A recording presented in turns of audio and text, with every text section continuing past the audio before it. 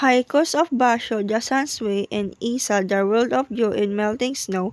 These traditional Japanese haikus reflect on fleeting moments in nature. Basho captures the timeless simplicity of life, while Isa conveys an emotional depth, blending beauty with impermanence. Tankas by Kino Chorayuki, When I Went to Visit, and Saigyo, Trailing on the Wind.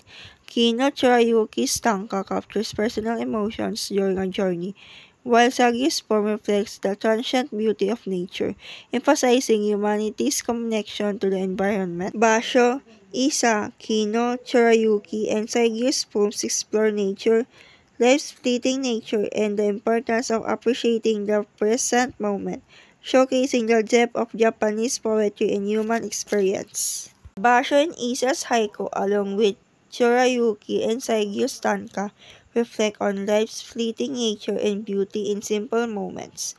Basho highlights the vastness of time, while Isa focuses on impermanence. The haiku form mirrors this briefness, while the longer tanka explores deeper human emotions. Both forms appreciate nature's beauty and remind us to cherish the present and the cycle of life.